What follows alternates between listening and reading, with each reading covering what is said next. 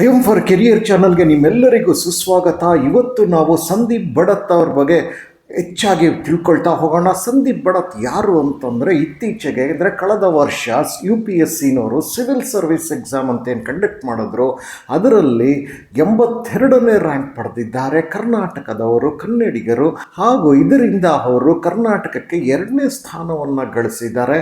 ಇದು ಬಹಳ ದೊಡ್ಡ ಅಚೀವ್ಮೆಂಟ್ ಕೂಡ ಆಗಿದೆ. ಇಂತಹ ಸಾಧನೆಯನ್ನು ಗಳಿಸಿದಂಥ ಸಂದೀಪ್ ಭಡತ್ ಅವ್ರ ಜೊತೆ ನಾವು ಇವತ್ತು ಚರ್ಚೆ ಮಾಡ್ತಾ ಇದ್ದೀವಿ. ಇದನ್ನೆಲ್ಲ ಮಾಡ್ತಿರೋವಂಥದ್ದು ಪದವಿ ವಿದ್ಯಾರ್ಥಿಗಳಿಗೆ, ಪದವಿ ನಂತರದ ಸ್ನಾತಕೋತ್ತರ ವಿದ್ಯಾರ್ಥಿಗಳಿಗೆ, ಹಾಗೂ ಇವರೆಲ್ಲರೂ ಕೂಡ ಉತ್ತಮವಾದಂಥ ಸಿವಿಲ್ ಸರ್ವಿಸ್ ಎಕ್ಸಾಮ್ ಆಗ್ಬೋದು, ಯಾವುದೇ ಉದ್ಯೋಗ ಆಗ್ಬೋದು, ಅದಕ್ಕೆ ಗಳಿಸ್ಕೊಳ್ಳೋದು ಬಹಳ ಬೇಗ ಗಳಿಸ್ಕೊಳ್ಳೋದು ಹೇಗೆ ಎತ್ತ ಎನ್ನುವುದ್ರ ಬಗ್ಗೆ ಎಲ್ಲ ತಿಳ್ಕೊಳ್ತಾ ಹೋಗ್ತೀವಿ. ಈ ಮಾಹಿತಿಯನ್ನು ನಿಮಗೆ ತರ್ತಿರೋದು ಐಎಂ ಫಾರ್ ಕೆರಿಯರ್ ಚಾನಲ್. ಇದಕ್ಕೆ ನೀವು ಈ ವಿಡಿಯೋ ನಿಮಗೆ ಇಷ್ಟ ಆದರೆ ಒಂದು ಲೈಕ್ ಬಟನ್ ಕೊಡೋದನ್ನು ಮಾತ್ರ ಮರಿಬೇಡಿ, ಹಾಗೂ ಎಲ್ಲರೊಂದಿಗೆ ಹಂಚಿ. ಪ್ರಾರಂಭದಲ್ಲಿ ನಾವು ಅವ್ರಿಗೆ ಚರ್ಚೆಗೆ ಶುರು ಮಾಡಿದಾಗ ಶಿಕ್ಷಣ ಮತ್ತು ಅವರ ಶಿಕ್ಷಣ ಹೇಗಿತ್ತು, ಯಾವ ಒಂದು ಪರಿಸ್ಥಿತಿನಲ್ಲಿತ್ತು, ಅವರ ತಂದೆ ತಾಯಿಯ ಹಿನ್ನೆಲೆ, ಅವರು ಅತಿ ಶ್ರೀಮಂತರೇ ಇಲ್ವೇ, ಎಲ್ಲದರ ಬಗ್ಗೆ ತಿಳ್ಕೊಳ್ತಾ ಹೋದ್ವಿ. ಬನ್ನಿ, ಅವರೇ ತಿಳಿಸ್ತಾ ಇದ್ದಾರೆ ಅದನ್ನು. ಎಲ್ರಿಗೂ ನಮಸ್ಕಾರ. ನಾನು ಸಂದೀಪ್ ಭಡತ್. ಈ ವರ್ಷ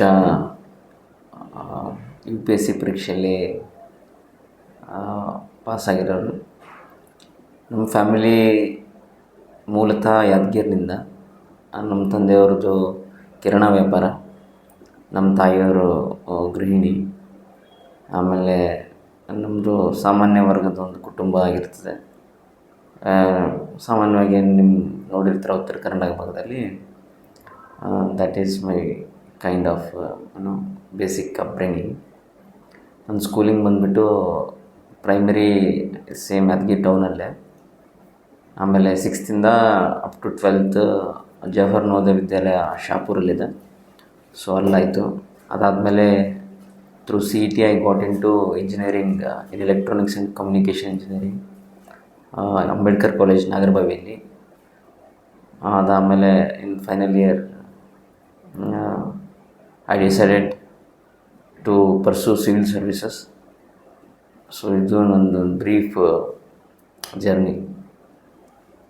ಸಾಧಾರಣವಾಗಿ ಹೇಳೋದುಂಟು, ವಿದ್ಯಾರ್ಥಿ ವೇತನದಿಂದ ಏನು ಲಾಭ ಆಗುತ್ತೆ ಅಂತ ಹೇಳಿ. ವಿದ್ಯಾರ್ಥಿಗಳಿಗೆ ಕೊಡುವಂತಹ ಒಂದು ವಿದ್ಯಾರ್ಥಿ ವೇತನ ಸ್ಕಾಲರ್ಶಿಪ್ಸ್ ಇದೆಯಲ್ಲ, ಇದರ ಮಹತ್ವದ ಬಗ್ಗೆ, ಇದು ಒಂದು ಸಬಲೀಕರಣ ಹೇಗೆ ಮಾಡುತ್ತೆ ಅನ್ನೋದ್ರ ಬಗ್ಗೆ ಸ್ವಂತ ಅವರ ಅನುಭವದಿಂದ ಹಂಚ್ಕೊಳ್ತಿದ್ದಾರೆ ಸಂದೀಪ್ ಭಡತ್ ಅವರು. ಬನ್ನಿ.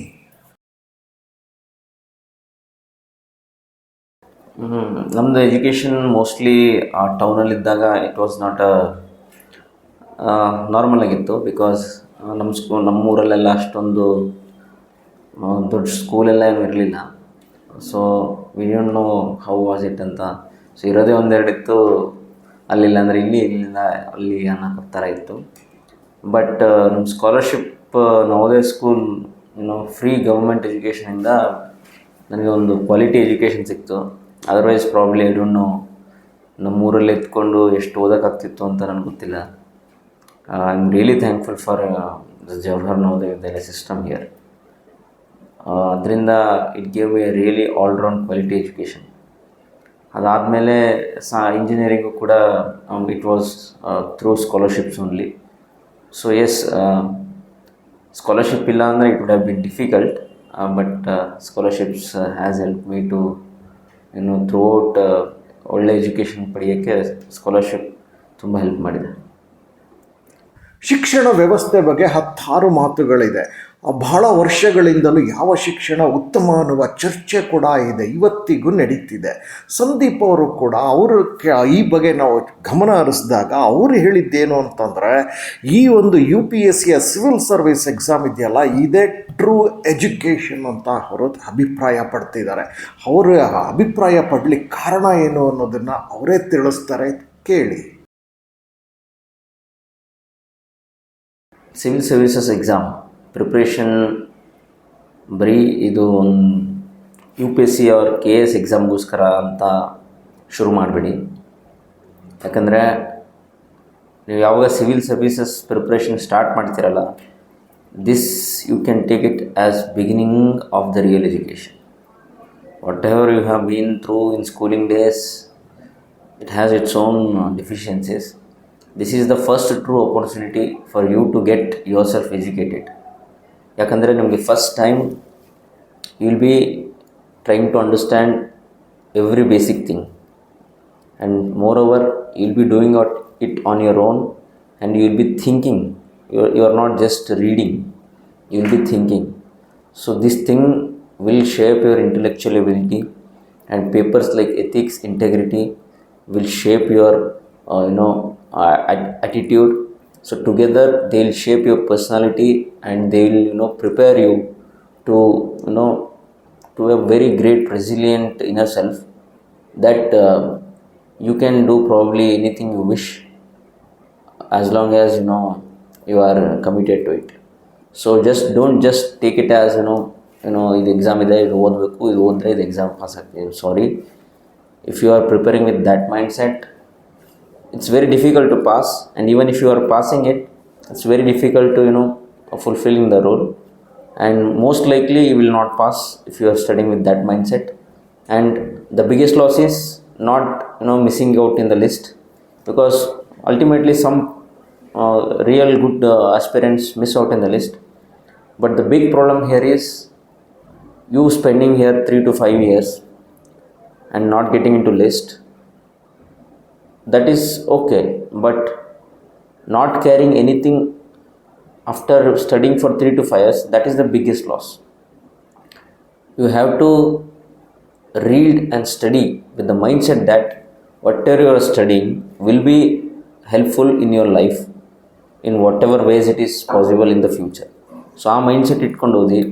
UPSC preparation will transform you, and it will create a capacity in you to excel in any which domain you choose, if you unfortunately not able to pass in the civil services. So think beyond exams. ಈ ಮಾಹಿತಿಯನ್ನು ನಿಮಗೆ ತರ್ತಿರೋದು I am for career channel. ಇದರ slogan my path my future. ಇದು ಒಂದು civil service exam ಅಂತ ಏನು ಮಾಡ್ತಿದ್ದಾರೆ, ಅದಕ್ಕೆ ಒಂದು ದೃಷ್ಟಿಕೋನ ಇರುತ್ತೆ. ಅದು ಕೇವಲ ಜಾಬ್ ಆಗಿರೋದಿಲ್ಲ. ಜಾಬ್ ಅಂತ ಹೇಳಿ ಯಾವುದೋ ಒಂದಿಷ್ಟು ಕೆಲಸ ಕೊಟ್ಟು ಅದನ್ನು ಮಾಡು ಅಂತ ಹೇಳುವಂತಹ ಕೆಲಸ ಅದಲ್ಲ. ಸಿವಿಲ್ ಸರ್ವಿಸ್ಗೆ ಅದಕ್ಕೆ ಆಯ್ಕೆ ಮಾಡಿಕೊಳ್ಳುವಂಥ ಅಭ್ಯರ್ಥಿಗಳ ಅದಕ್ಕೆ ಒಂದು ದೃಷ್ಟಿಕೋನ ಇರುತ್ತೆ. ಆ ದೃಷ್ಟಿಕೋನದ ಬಗ್ಗೆ ಸಂದೀಪ್ ಅವರು ತುಂಬ ಚೆನ್ನಾಗಿ ಹೇಳ್ತಾ ಇದ್ದಾರೆ, ಕೇಳಿಸ್ಕೊಳ್ಳಿ. UPSCಲಿ and most of the civil services, other state civil services, 3 stage ಇರುತ್ತೆ. First is preliminary stage. This is the stage ನಿಮಗೆ ಒಂದು ಬೇಸಿಕ್ಸ್ ಕರೆಕ್ಟಾಗಿ ಗೊತ್ತಿದೆ ಅಂತ ಚೆಕ್ ಮಾಡ್ತಾರೆ. Nothing big. ನೋಡೋಕೆ ಅನಿಸ್ಬೋದು it's very vast and very uncertain ಅಂತ. ಯಾಕಂದರೆ ನೀವು ಇಲ್ಲಿ ಏನು ತಿಳ್ಕೊಬೇಕಂದ್ರೆ, this is not selection process. This stage is rejection process, where they are rejecting all the non-serious candidates. So ಈ ಮೈಂಡ್ಸೆಟ್ ಇಟ್ಕೊಂಡು ನೀವು ಪ್ರಿಲಿಮ್ಸ್ನ ಪ್ರಿಪೇರ್ ಮಾಡಬೇಕು. Then it will start to look reachable. ನೀವೇನಾದರೂ selection very uncertain, very difficult ಅಂತ prepare ಆದರೆ, the 2 hours pressure itself will pull you down. So that is about prelims, and you need to have a clear, calm-headed mindset in the exam hall, because prelims is all about putting whatever you have read to application, and doing that in a pressurized situation where time is running fast and the questions have a confusing options. So the decisive calmness is the key to prelims. Coming to the second stage, means this is the phase where they test your knowledge, because the papers, the 7 papers that are put to merit, they cover almost entire general studies syllabus, where your knowledge and your analytical ability will be put to test. The essay is used to test whether you are able to present your thoughts in a coherent and analytical, logical fashion. And GS papers are put to test your quick understanding and knowledge part. And optional is seen as a test of depth, whether you can immerse yourself and understand anything fully. So that is about optional. So the three papers, the three group of papers have their own individual nature, which are different, and they are so because they are trying to test different aspects of the candidate. So prepare with that mindset. Don't prepare GS and optional alike, because optional papers, the exam and the evaluators expect you to know at a good depth, unlike GS where decent enough understanding would work. All right. And writing is the key, because it's a rigorous writing phase. So these two things: understand the demands of the paper, and then gain knowledge, and third thing, try to develop writing and putting your knowledge as per the demands of the paper. ನಾವು prelims ಬಗ್ಗೆ ತಿಳ್ಕೊಳ್ತೀವಿ, mains ಬಗ್ಗೆ ತಿಳ್ಕೊಳ್ತೀವಿ, ಜೊತೆಗೆ ಕಡೆಯದಾಗಿ ಬರುವಂಥದ್ದು ವ್ಯಕ್ತಿತ್ವ ಪರೀಕ್ಷೆ. ಈ ವ್ಯಕ್ತಿತ್ವ ಪರೀಕ್ಷೆ ತಯಾರಿ ಹೇಗೆ ನಡೆಸಬೇಕು ಅನ್ನೋದನ್ನು ಸಂದೀಪ್ ಅವರು ತಿಳಿಸ್ತಿದ್ದಾರೆ. ಸಾಧಾರಣವಾಗಿ ನಾವು ಇಂಟರ್ವ್ಯೂ, ವೈವಾ, ವ್ಯಕ್ತಿತ್ವ ಪರೀಕ್ಷೆ ಮೂರನ್ನು ಒಂದೇ ಅಂದ್ಕೊಳ್ತೀವಿ. ಅದರಲ್ಲಿ ಏನಾದರೂ ವ್ಯತ್ಯಾಸ ಇದೆಯಾ ಅನ್ನೋದನ್ನು ಕೂಡ ಸಂದೀಪ್ ಅವರು ತಿಳಿಸ್ಕೊಡ್ತಾರೆ. ದ ಥರ್ಡ್ ಸ್ಟೇಜ್ ಬಂದುಬಿಟ್ಟು ಪರ್ಸ್ನಾಲಿಟಿ ಟೆಸ್ಟ್ ಅಂತ ಹೇಳ್ತೀವಿ. ಇಂಟರ್ವ್ಯೂ ಅಲ್ಲ ಇದು. Interview is questioner kind of thing. ನಾನು ನಿಮ್ಗೆ ಒಂದು ಕ್ವಶನ್ ಕೇಳ್ತೀನಿ, ನೀವು ನಂಗೆ ಉತ್ತರ ಕೊಡ್ತೀರಾ, ದಟ್ ಈಸ್ ಇಂಟರ್ವ್ಯೂ. ಇಂಟರ್ವ್ಯೂಲ್ಲಿ ನಾಲೆಜ್ ಟೆಸ್ಟ್ ಮಾಡ್ತಾರೆ. But personality test is more about ನಿಮ್ಮ ನಿಮ್ಮ attitude. Aptitude is already tested in your mains. Personality ಟೆಸ್ಟಲ್ಲಿ they will test whether you are a suitable candidate for the kind of roll you are aspiring for. So ಇದಕ್ಕೆ 3 main things ಏನು ಬೇಕಂದರೆ, first you need to be same thing, integral. ನೀವು sincere and honest ಇದ್ದಾಗ ಮಾತ್ರ the board will prefer you. And second thing is you need to have that courage within yourself to stay yourself. Because UPSC ಅಥವಾ civil services ಬಂದಾಗ you are put into a decision making role. ಇಲ್ಲಿ ನಿಮಗೆ ಆ conviction ಬೇಕು, ಆ courage ಬೇಕು, sometimes to say no, and sometimes to act against wind. So that is what is looked in the personality test. And third thing is you need to have that composure, calmness and composure. Because civil ಸರ್ವಿಸಲ್ಲಿ every time, almost every day you will be surrounded by pressure and challenges. It's day to day. ಹೊರಗಡೆಯಿಂದ ಕಾಣಲ್ಲ, but it is there always as a part of job. ಆವಾಗ ನೀವು ಎಫೆಕ್ಟಿವಾಗಿ ಯಾವಾಗ ಕೆಲಸ ಮಾಡೋಕ್ಕಾಗುತ್ತೆ ಅಂದರೆ, ನಿಮ್ಮ ಹತ್ರ ಕಂಪೋಷರ್ ಇರಬೇಕು, ಆ ಸ್ಥಿರತೆ ಇರಬೇಕು. All right. So third thing is that composure. And over and above ಇದು 3 ಹೇಳೋಕ್ಕೆ ಸುಲಭ, ಇದಿರಬೇಕು ಅಂತ. ಬಟ್ ಇದು ಹೆಂಗೆ ಮಾಡ್ಕೋಬೇಕು, ಒಳಗಡೆ ಅಳವಡಿಕೆ ಮಾಡ್ಕೋಬೇಕು ಅನ್ನೋದು, ದಟ್ ಈಸ್ ದ ಕ್ವಶನ್. ಇದಕ್ಕೆ you need to live these things daily. Bring these aspects into daily life practices. It will be part of your personality. So this is the personality preparation. It is not getting into books and studying question and answers. Adu nim personality preparation agalla. Personality preparation is because you are the subject, you are the test subject, and you are supposed to train yourself, and that will come over the period. It won't ನೀವು overnight ಅಲ್ಲಿ ನೀವು change ಮಾಡೋಕ್ಕಾಗಲ್ಲ, or not in a month or 2. That's why most of the candidates who wake up after mains, they tend to underperform in personality test, because simply that they think that they have not prepared themselves before. So you look PT as a personality test as a daily preparation. It's not something you prepare after some stage. All right. So that's it about the 3 stages of UPSC and any other state public services. ಈ ವಿಡಿಯೋನ ನೋಡಿದ ನಂತರ ನೀವು ನಿಮ್ಮ ಅನಿಸಿಕೆಯನ್ನು ಮಾತ್ರ comment ಬಾಕ್ಸಲ್ಲಿ ಕೊಡಿ ಅಂತ ನಾವು ಕೇಳ್ಕೊಳ್ತೀವಿ. ಈ ಚಾನಲ್ಗೆ ಸಬ್ಸ್ಕ್ರೈಬ್ ಮಾಡ್ಕೊಳ್ಳದೇ ಇದ್ದರೆ ಕೂಡಲೇ ಸಬ್ಸ್ಕ್ರೈಬ್ ಮಾಡಿಕೊಂಡು ಮತ್ತಷ್ಟು ಮಾಹಿತಿಗಳನ್ನು ಪಡೀತಾ ಹೋಗಿ. ಪ್ರಯತ್ನಗಳು ಎಷ್ಟು ಮಾಡಬೇಕು. ಮೊದಲನೇ ಪ್ರಯತ್ನದಲ್ಲೇ ಕೆಲವರು ಗೆಲ್ತಾರೆ, ಕೆಲವರು ಸೋಲ್ತಾರೆ. ಎರಡನೇ ಪ್ರಯತ್ನದಲ್ಲೂ ಸೋಲನ್ನು ಕಾಣಬಹುದು. ಆದರೆ ಸಂದೀಪ್ ಅವರು ಸತತವಾಗಿ 6 ಪ್ರಯತ್ನಗಳನ್ನು ಮಾಡಿ 6ನೇ ಪ್ರಯತ್ನದಲ್ಲಿ IAS ಆಫೀಸರ್ ಆಗಿದ್ದಲ್ದಲ್ಲೇ ದೇಶದಲ್ಲಿ 82ನೇ ರ್ಯಾಂಕ್ ತಗೊಂಡಿದ್ದಲ್ದಲ್ಲೇ ನಮ್ಮ ಕರ್ನಾಟಕಕ್ಕೆ 2ನೇ ಸ್ಥಾನವನ್ನು ಗಳಿಸ್ಕೊಟ್ಟಿದ್ದಾರೆ.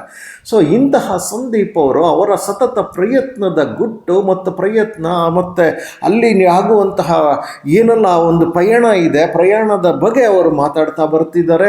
ಕೇಳ್ಕೊಳ್ಳಿ. ನನ್ನ UPSC ಜರ್ನಿ ಬಂದುಬಿಟ್ಟು first 2 attempts I failed in prelims. Then I had to take up a job.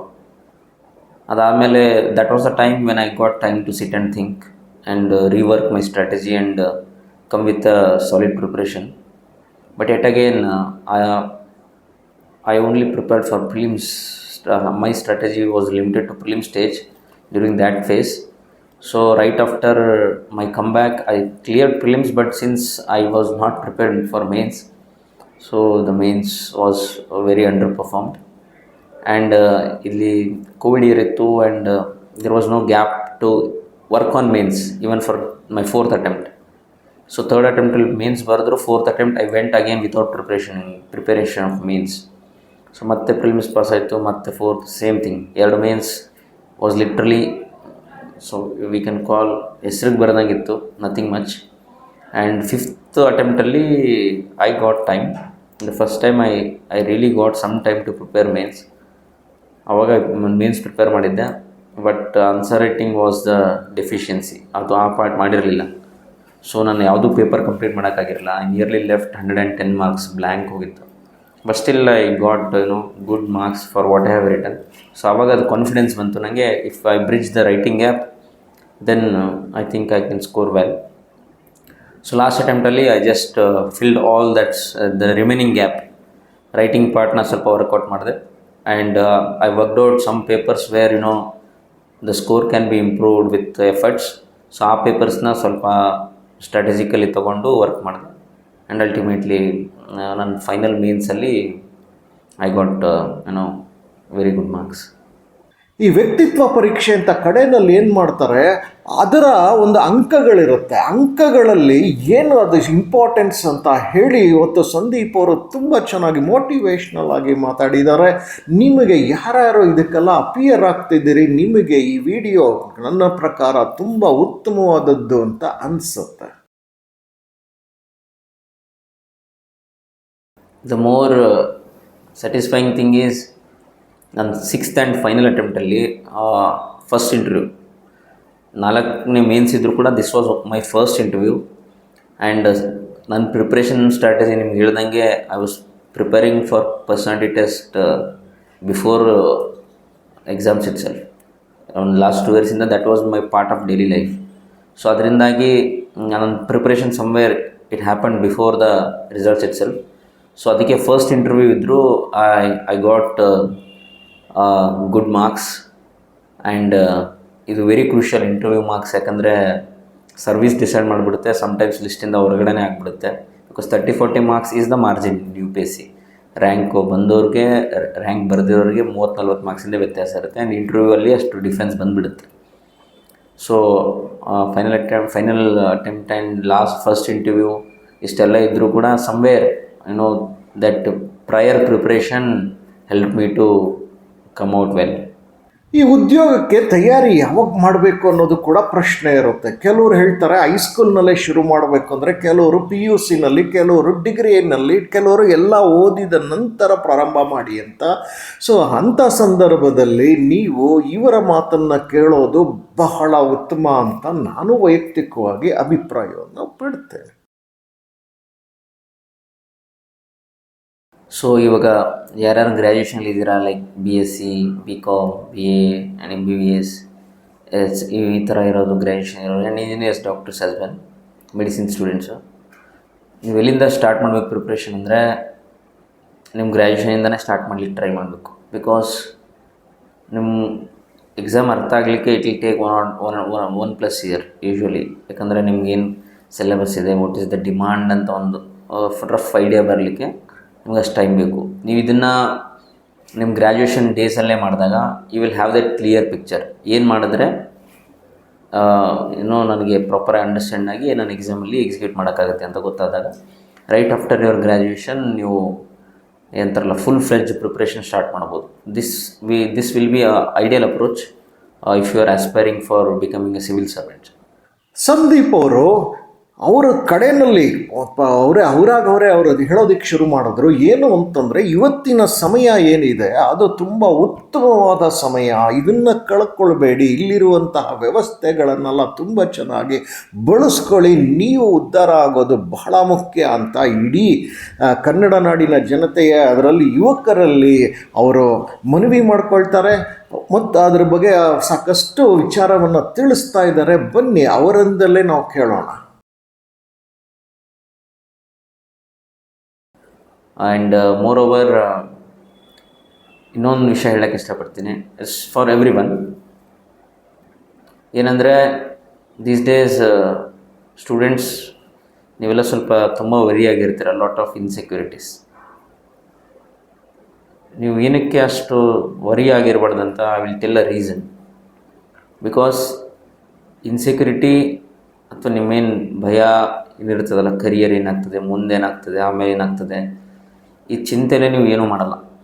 Neither you are preparing to solve them nor you are working towards bettering yourself. ಆ ಚಿಂತೆಯಲ್ಲೇ time ಕಳೆದು ಅದೇನಾರೋ ಆಗಿಬಿಡ್ತದೆ. So ultimately that's of no use ಅಲ್ವಾ. But ಚಿಂತೆ ಏನಕ್ಕಿದೆ ಅದನ್ನು ನೀವು ಫಸ್ಟ್ ರೂಟ್ ಇಟ್ಕೊಂಡ್ರೆ ಅದನ್ನು ನೀವು ತೆಗಿಬೋದು. The reason is simply you are trying to compare with someone else and trying to become like them. That is very difficult. A fish cannot fly and a bird cannot swim. ಇದಂತೆಲ್ಲ ಇಟ್ಕೋಬೇಕು ನೀವು. ಆಮೇಲೆ insecurity ಇರಲಿಕ್ಕೆ at least ಈ ಯುಗದಲ್ಲಿ ಯಾರಿಗೂ ಕಾರಣ ಇರಬಾರ್ದು. ಇಮ್ಯಾಜಿನ್ ಯುವರ್ ಸೆಲ್ಫ್, ನೀವೊಂದು 60-20 ವರ್ಷ ಹಿಂದ್ಗಡೆ ಟೈಮ್ ಟ್ರಾವೆಲ್ ಮಾಡಿಬಿಡಿ. 1900s, 10s, 20s, 30s, before independence time travel ಮಾಡಿ. ಅಂದರೆ ಇಮ್ಯಾಜಿನ್ ನೀವು 1913 ಇದ್ದೀರಾ ಇವಾಗ ಅಂತ. ಅಲ್ಲಿ ನಿಮಗೆ ನಾನು ಏನಾದರೂ ಒಂದು ದೊಡ್ಡ ವ್ಯಕ್ತಿ ಕೂಡ ಮಾಡಿದ್ರು ನೀವು ಬಂದು ಇದೇ ಇರಬೇಕು ಅಂತ ಹೇಳ್ತೀರ. ಇವಾಗ ಇರುವಂಥ ಕನ್ವೀನಿಯನ್ಸು, ನಿಮ್ಗೆ ಟೈಮಿಗೆ ಸಿಗೋವಂಥ ಫುಡ್ಡು, ನಿಮ್ಮ ಲೈಫ್ ಸ್ಟೈಲ್ ಕನ್ವೀನಿಯನ್ಸು, ನಿಮ್ಗೊಂದು ಮನೆ ಶೆಲ್ಟ್ರ್ ಇದೆ, ಆಮೇಲೆ ನಿಮಗೆ ಓಡಾಡೋಕ್ಕೆ ಟ್ರಾನ್ಸ್ಪೋರ್ಟ್ ಫೆಸಿಲಿಟೀಸ್ ಇದೆ. ಮುಂಚೆ ನೀವು 1930s ಹೋದಾಗ ಫುಡ್ ಅವೈಲೇಬಿಲಿಟಿನೇ ಇರ್ತಾ ಇರಲಿಲ್ಲ, ಬರಗಾಲ ಬರ್ತಾಯಿತ್ತು. ನೀವು ರಿಚ್ ಇರಿ, ಪೂವರ್ ಇರಿ, ಆಫೀಸಲ್ಲಿರಿ, doesn't matter. And second thing, 95% of India was village India. ಅದು ಯಾವುದೂ ಪಕ್ಕಾ ಮನೆಗಳಿರಲಿಲ್ಲ, ಗಾಳಿ ಮಳೆ ಬಂದರೆ ಸೋರ ಮನೆಗಳೆಲ್ಲ. All right. And third thing, ನೀವು ಒಂದು ಊರಿಂದ ಇನ್ನೂ ಓಡಾಡಬೇಕಂದ್ರೆ ದಿನಗಳು ಹೋಗ್ತಾಯಿತ್ತು ಅಲ್ವಾ. ಆಮೇಲೆ ಫೋರ್ತ್ ಥಿಂಗ್, ಕಮ್ಯುನಿಕೇಷನಲ್ಲಿ ನೀವು ಒಬ್ಬರಿಗೆ ಇನ್ನೊಂದು ಏನೋ ಮೆಸೇಜ್ ಹೇಳಬೇಕು ಅಂದರೆ ತಿಂಗಳುಗಳು ಹೋಗ್ತಾಯಿತ್ತು. ನೀವೊಂದು ಹೇಳಿ ಅಲ್ಲಿಂದ ರಿಪ್ಲೈ ಬಂದು ಕರೆಕ್ಟ್ ಇದೆ. ನಿಮ್ಗೆ ಇದೆಲ್ಲ ಒಂದು ಸ್ಪ್ಲಿಟ್ ಸೆಕೆಂಡಲ್ಲಿ ಆಗುತ್ತೆ. ಆಮೇಲೆ ನಿಮ್ಗೆ ಏನಾದ್ರು ಓದಬೇಕಂದ್ರೆ ಮುಂಚಿನ ಕಾಲದಲ್ಲಿ ಎಲ್ಲೆಲ್ಲೋ ಹೋಗಿ ಬುಕ್ಸು ತೊಗೊಂಡು ಬರಬೇಕಾಗ್ತಾಯಿತ್ತು. ಇಲ್ಲ ಯಾರು ಇರ್ತಾನೂ ಇರಲಿಲ್ಲ. ಏನಾದ್ರೂ ಇದ್ರ ಬಗ್ಗೆ ತಿಳ್ಕೊಬೇಕು ಅಂದರೆ ಅದು ಯಾರು ಗೊತ್ತಿರ್ತದೆ ಅವ್ರು ಹುಡ್ಕೊಂಡು ಹೋಗ್ಬೇಕಾಗಿತ್ತು. ಟ್ರೆಜರ್ ಹಂಟ್ ಥರ ಇನ್ಫಾರ್ಮೇಷನ್ ತಿಳ್ಕೊಬೇಕು ಅಂದ್ರೆ. ಇವಾಗಿನ ಟೈಮಲ್ಲಿ ಒಂದು ಕ್ಲಿಕ್ಕಲ್ಲಿ ಸಿಗುತ್ತೆ ನಿಮ್ಗೆ ಇನ್ಫಾರ್ಮೇಷನ್. ಸೊ ನಿಮ್ಗೆ ಇಷ್ಟೆಲ್ಲ ಕಂಫರ್ಟಬಲ್ ಲೈಫಲ್ಲಿದ್ದೀವಿ. ಓನ್ಲಿ ಥಿಂಗ್, ನೀವು ಇದನ್ನು ಅಂಡರ್ಸ್ಟ್ಯಾಂಡ್ ಮಾಡಿಕೊಂಡ್ರೆ ನಿಮ್ಮೆಲ್ಲ ಫಿಯರ್ಸು, ಇನ್ಸೆಕ್ಯೂರಿಟೀಸು ಮಾಯ ಆಗುತ್ತೆ. And you will be able to put your energy in right direction and improving yourself. Sandeep ಅವರು ಇಷ್ಟೆಲ್ಲ ಸಾಧನೆ ಮಾಡಿ ಇಷ್ಟೆಲ್ಲ ಉತ್ತಮ ವಿಚಾರ ಇರುವಂತಹ ಮೋಟಿವೇಶ್ನಲ್ ಟಾಕರ್ ಆದಂಥ ಸಂದೀಪ್ ಅವರಿಗೆ IAS ಅಲ್ಲಿ ನಂತರದಲ್ಲಿ ಇಡೀ ಪ್ರಪಂಚದಲ್ಲಿ ಏನೆಲ್ಲ ಒಳ್ಳೆಯದಿದೆ ಅದೆಲ್ಲವೂ ಅವರಿಗೆ ದಕ್ಕಲಿ ಅಂತ ನಾನು ನನ್ನ ಪರವಾಗಿ, ನಿಮ್ಮೆಲ್ಲರ ಪರವಾಗಿ ಅವರಿಗೆ ಆಶಿಸ್ತೇನೆ. ಈ ಚಾನಲ್ ಅಂದರೆ IM for Career ಚಾನಲಿಂದ ಸಿಕ್ಕಂತಹ ಈ ಮಾಹಿತಿ, ಇದಕ್ಕೆ ಒಂದು ಸಬ್ಸ್ಕ್ರೈಬ್ ಮಾಡಿಕೊಂಡು ಒಂದು ಲೈಕ್ ಬಟನ್ ಕೊಡೋದನ್ನು ಮಾತ್ರ ಮರಿಬೇಡಿ. ಹಾಗೂ ಬಹಳ ಮುಖ್ಯವಾಗಿ ಎಲ್ಲರೊಂದಿಗೆ ಹಂಚಿಕೊಳ್ಳಿ. ಕಡೆಯದಲ್ಲಿ ನಿಮ್ಮ ಅಭಿಪ್ರಾಯವನ್ನು ತಿಳಿಸಿ ಅಂತ ಹೇಳಿ ನನ್ನ ಮಾತನ್ನು ಮುಗಿಸ್ತೇನೆ. ನಮಸ್ಕಾರ.